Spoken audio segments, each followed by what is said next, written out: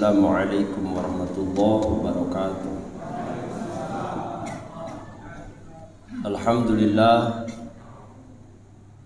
Alhamdulillahilladzi khalaqa awliya'ahu litarbiyatihi ibadihi wa kasyafa lahu hiyadha jamalih. Asyhadu an la ilaha illallah wahdahu la syarikalah wa asyhadu anna sayyidana wa nabiyyana Muhammadan abduhu wa rasuluh. Allahumma shalli wa sallim ala sayyidina Muhammad wa ala ali sayyidina Muhammad. Rabbi shrah li sadri wa yassir li amri wa hlul 'uqdatam min lisani yafqahu qawli. Subhanaka la ilma lana illa ma 'allamtana innaka antal alimul hakim. Qala Allah ta'ala fil Qur'anil Karim wa huwa asdaqul qailin. A'udzu billahi minasy syaithanir rajim. Bismillahirrahmanirrahim. Inna anzalnahu fi lailatul qadr wa ma adraka ma lailatul qadr. Lailatul qadri khairun min alfi syahr.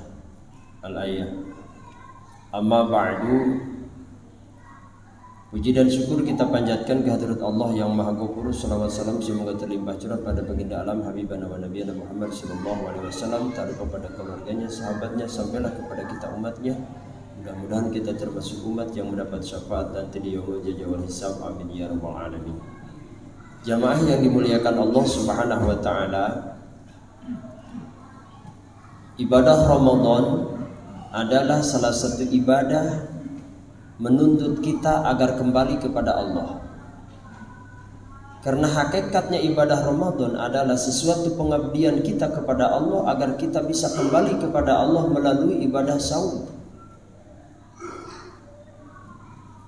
Karena manusia hakikatnya akan kembali kepada Allah. Kembali kepada Allah sebelum kembali kepada Allah. Sebelum kita wafat dijemput oleh Allah, maka dari sekarang kita harus terlebih dahulu kembali kepada Allah. Apa maknanya? Maknanya orang-orang yang berpuasa adalah orang-orang yang sedang berusaha kembali kepada Allah. Maka orang yang akan mendapat kebahagiaan di hadapan Allah adalah salah satunya orang yang salikin. Salikin artinya apa? Orang yang menempuh jalan menuju Allah melalui ibadah, melalui baca Al-Quran, melalui salat sunat tarawih dan ibadah-ibadah yang lainnya. Maka jadikan ibadah ini untuk kembali kepada Allah. Karena kita bisa ibadah, kita bisa sholat, kita bisa puasa, bukan kita, hakikatnya adalah Allah yang menjadikan kita kuat berpuasa, yang menjadikan kita mampu berpuasa, yang menjadikan kita bisa membaca Al-Quran, mampu membaca Al-Quran. Hakikatnya bukan hebatnya kita, tapi itu adalah semua kuasa Allah yang diberikan kepada kita. Maka orang yang akan mendapatkan pahala puasa dari Allah yaitu orang-orang yang merasa dirinya dimampukan oleh Allah. Jangan punya anggapan kita yang bisa, kita yang mampu melaksanakan ibadah ini. Tapi semua adalah dimampukan oleh Allah Subhanahu wa taala. Maka jangan mengakui kita ibadah ini kita yang bisa, adalah Allah yang menjadikan kita bisa. Maka kembalikan puasa ini dengan semata-mata melaksanakan perintah Allah. Dan tujuan dari ibadah ini adalah tiada tujuan lain kecuali Allah. Dan tidak ada lain yang kita harapkan dari puasa ini, dari ibadah ini, kecuali rahmat Allah. Ma'asyiral muslimin rahimakumullah. Yang kedua, orang-orang yang kembali kepada Allah yaitu orang-orang yang mengenal Allah. Tidak akan bisa ikhlas dalam beribadah kalau kita tidak mengenal Allah. Maka kenali Allah melalui sifatnya, melalui af'alnya, melalui zatnya. Maka ruh dalam beribadah adalah manakala ibadah itu ada ikhlas di dalamnya. Sebagaimana disabdakan oleh Rasulullah SAW, ruba shaimin, banyak orang yang berpuasa, laisa lahu, tidak ada dari puasanya itu ilal ju'i wal 'aths, kecuali hanya mendapatkan dahaga dan lapar. Artinya apa? Laisa lahu di situ mananya apa? Dia berpuasa hanya mendapatkan dahaga dan lapar, akan tetapi tidak sampai puasanya kepada Allah. Apa penyebabnya? Karena dalam berpuasanya tidak bisa membebaskan dari tipu daya setan. Karena berpuasanya hanya puasa lahiriahnya saja, tapi batiniahnya, hatinya tidak ikut berpuasa. Maka ketika zahirnya kita berpuasa, batinnya pun kita harus ikut puasa. Ketika kita ibadah, maka hati kita jangan melirik kepada selain Allah.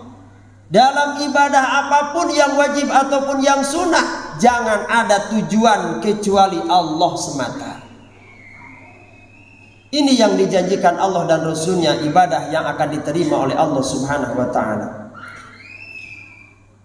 Yang ketiga adalah orang-orang yang beribadah kepada Allah, kembali kepada Allah, yaitu orang-orang wasilin yang sampai kepada Allah dari pintu-pintu masuk, pintu-pintu kembali kepada Allah. Dalam berpuasa, pertama kita kembali kepada Allah melalui pintu sabar. Karena di dalam berpuasa melatih, mendidik kita untuk sabar. Kita menahan dahaga dan lapar bukan karena tidak ada makanan minuman, akan tetapi sedang melatih, mendidik diri agar diri kita tunduk dan patuh atas perintah Allah.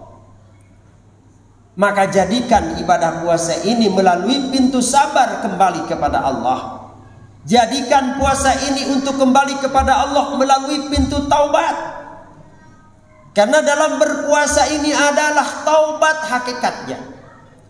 Sebagaimana sabda Rasulullah SAW dalam hadisnya, man soma Ramadhana imanan wahtisaban.